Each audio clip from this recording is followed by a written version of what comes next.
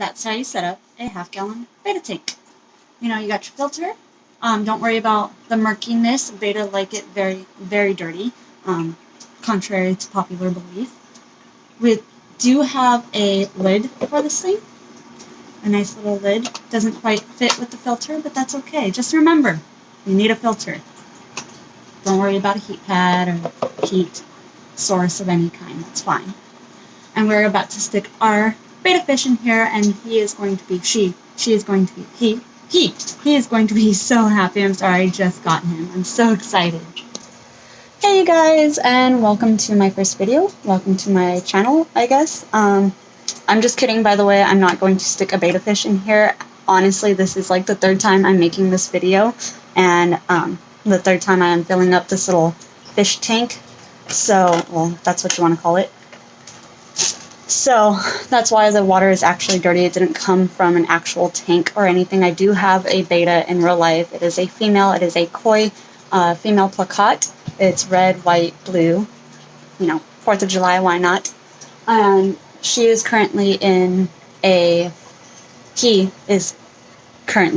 5-gallon temporary. I honestly believe that any permanent setup for any type of fish should be a minimum of 10 gallons, depending on the fish, of course. Obviously, you don't want to put like a catfish in a 10-gallon tank, but the minimum is 5 gallons. Please don't put your Betta fish or shrimp or anything in anything less than 5 gallons.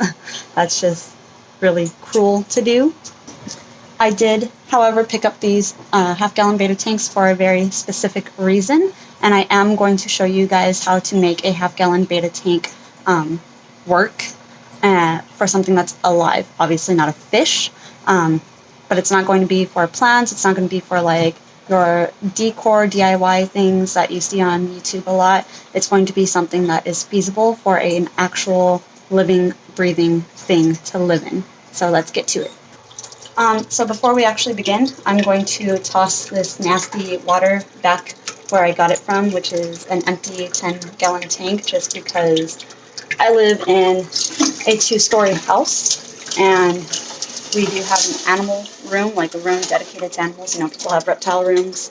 I have an animal room. I have a lot of different animals. So I've been lazy the past couple of weeks, and this is easier for me to do for my quick water changes. And when it gets to a certain point, then I will take that down and clean it out and start over with dumping dirty water into it. Okay, so to begin, I did get these from I don't want to say the name of it because I don't want to like have some, you know, dumb stuff happen and they come back at me for it. At a department store, a very popular blue department store. It's called Betta View. It's made by Aquaculture. Not sponsored, obviously, because I'm talking trash about putting a Betta fish in here. Please don't put your fish or aquatic creatures inside of these half-gallon tanks. I'm pretty sure it's less than half a gallon, to be honest, but that's what the box says. The box also says that, where is it? Oh, it's good for platies. That is also not true. The platy requires bare minimum 5 gallons, preferably 10 gallons. A white cloud, again, that's a bare minimum 5-gallon. A zebra danio, another 5-gallon fish. And guppies, which again should be bare minimum 5 gallons. All of these fish should be honestly in a 10-gallon. The only one that should have any less than that, or can get away with any less than that, is the Betta fish, and again the minimum is 5 gallons. So don't put your aquatic fish in here just because they're small and they're cute and they can fit into it. Don't put them in here, please. I'm going to show you what you can put in here. And the setup itself, again, I'm sorry, this is the third time I'm making this video, and I apologize in advance for any awkwardness. This is, like I said, my first video on this channel, at least, that I've done in a very, very, very long time. The last one was like probably 10 years ago. So bear with me with the awkwardness. I did unbox it to show you exactly everything that came out, but again, third time doing this video. The other tank is already set up. So I'm just going to go with what I've got, which is this little plastic tub. It's not even really a tank, tiny little tub. It has this little tiny base that you sit it on top of. it doesn't click in or anything. It doesn't like clip in. It just sits on it. So I would be very careful where you choose to put it if you decide to use the base. I'm choosing to use the base, and I'll show you why in a minute.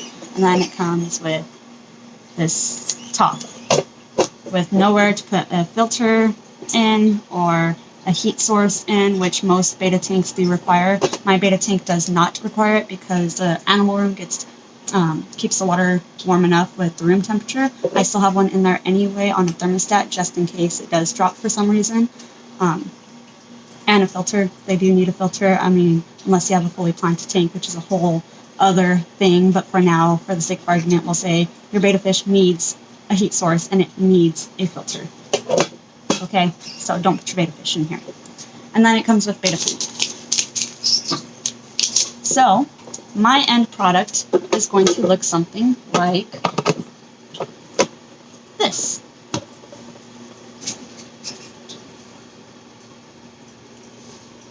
And I'll show you what is going to go in here that is alive and how to set it up. Obviously, it's not that difficult. I'm sure, you know, just looking at it, you can figure it out yourself. But I'm going to show you what I used and what I'm going to put in here when I'm done. Okay, so the first thing I got before I even got the tank was, because I already knew which ones I was getting, the Zoo-Med Creature Soil. Again, not sponsored. I just really like Zoo-Med Creature Soil for what I use it for. The Creature Soil says that it's used for arthropods, insects, arachnids, you know, bugs, essentially. I like it because I like to plant and do... Relax. Sorry, my rats are playing. I like to do planted terrariums and whatnot. So essentially this is going to become a terrarium. So that's just why I like to use Creature Soil. And I just kind of eyeball how much I want to put in there. I'm not worried about this tank still being wet because I'm going to mist it anyway.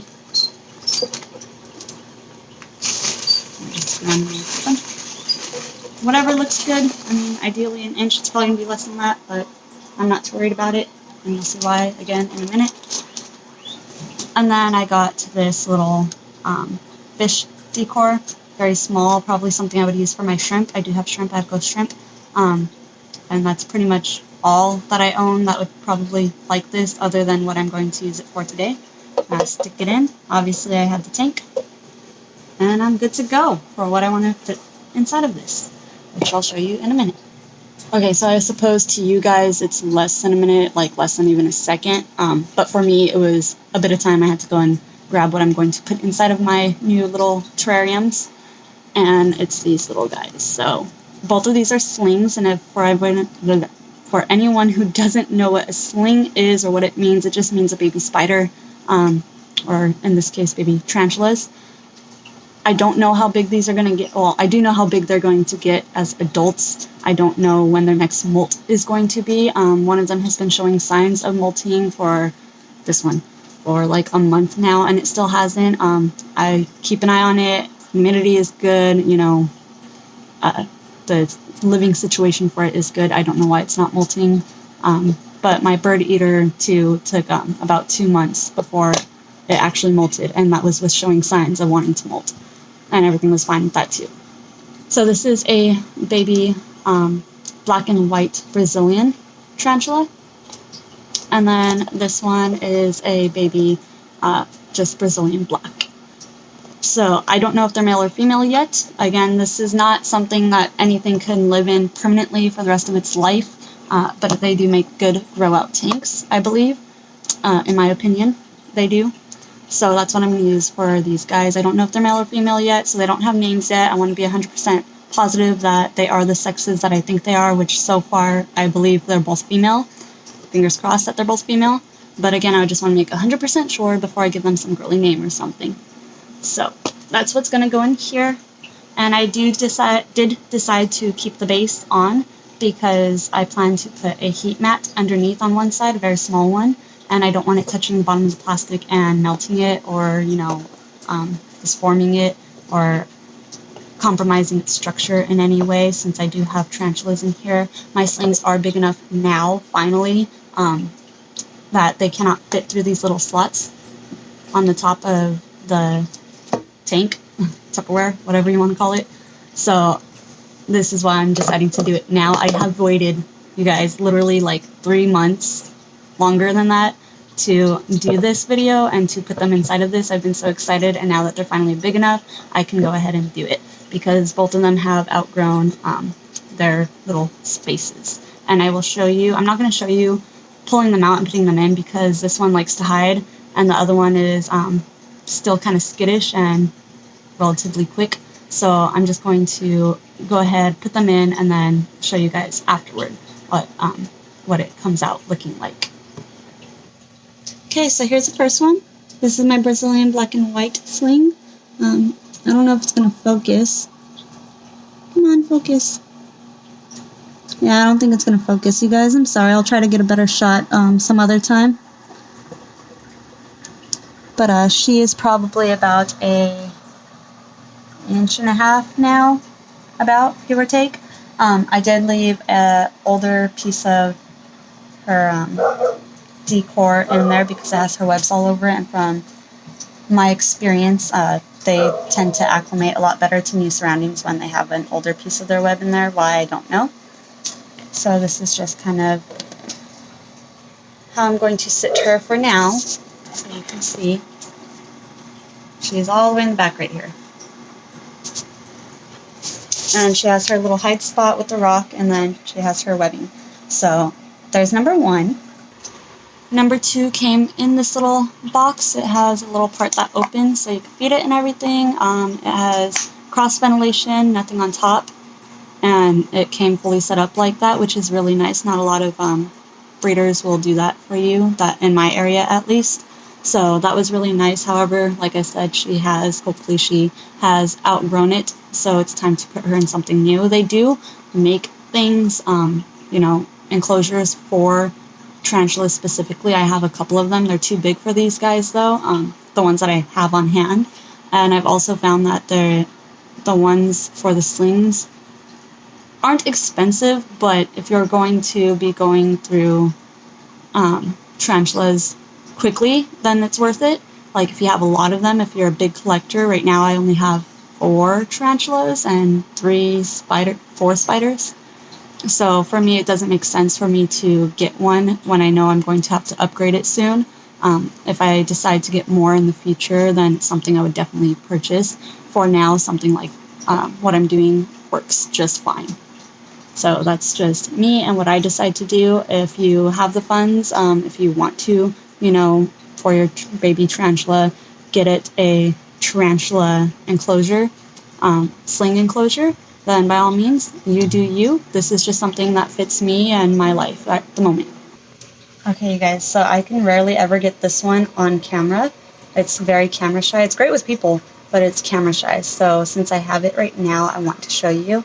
For anybody who's not familiar with tarantulas, don't worry in advance. The upside down spider next to it it's molt. It's not a dead spider or anything, okay?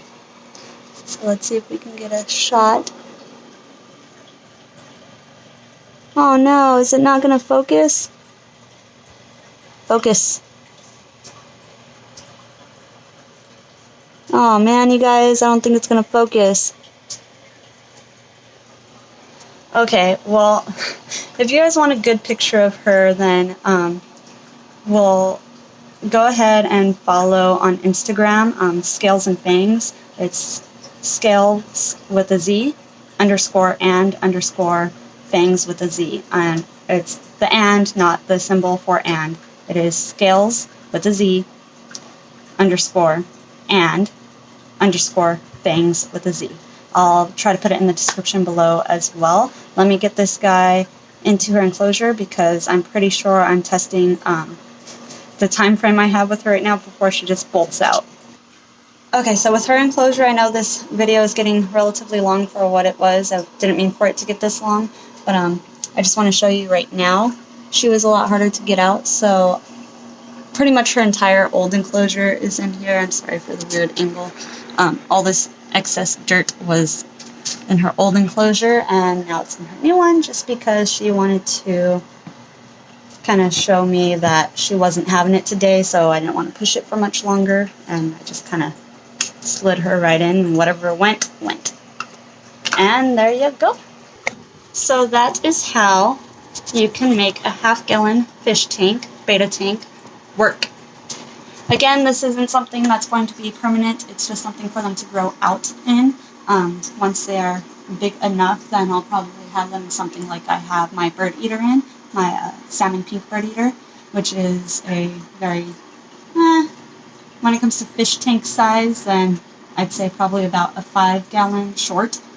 That's what my bird eater is in right now. She's not even fully grown yet, so when she does become fully grown, then she's going to obviously be in something a lot bigger. But I saw a lot of these tank reviews going on with these Betta tanks from Walmart. Oops, didn't mean to say it, but oh well. From Walmart is where I got them from, and a lot of people are actually putting betta fish in here. To be honest, I was going to put my betta fish in this for the beginning of the video, just for a short period, with clean water obviously, but I couldn't bring myself to do it even for a short period of time. I can't be that cruel to my beautiful betta, so I decided against it. I do plan on making future videos if I have the time, to be honest. This took me about 3 months to decide to finally do. I also, before making my next video, want to get an editing program before then, so that I can edit it to be a YouTube not standard, but YouTube worthy video. So keep an eye out for that. But please stop putting your betta fish in here. That was the main purpose of this video. I happen to collect tarantulas, so I decided to take this moment to show you guys, if you really want something living inside of these things, it can be done with the correct species and not any type of fish or aquatic animal, but it can be done if you really, really want to. Tarantulas are not cheap, so they also live a very long time, so it's not something that you can just be like, oh, I want this cool tarantula centerpiece on my kitchen table or something. They require a lot of work, so if you're not familiar with the tarantula hobby, please don't go out and buy a tarantula and do what I did. Do your research, please, before you get any living thing that you're new to, especially before you do anything at all. And I will keep you updated on how these tanks work. To be honest, I don't know exactly how well they're going to work on keeping the humidity up. I've had problems with humidity because this room gets so hot, and I'm hoping that with the enclosed tops that these ventilation slits aren't too big and it keeps the humidity at the right level, and I will keep you guys updated on how this has been. So if you're interested in learning more about what I do and why I like to do it, then keep watching and give this video a like, a thumbs up. Subscribe if you want. Like I said, it's my first video. I don't expect a subscription, but it'd be nice. Let me know. Keep doing what I'm doing, and I'll catch you guys later. Bye!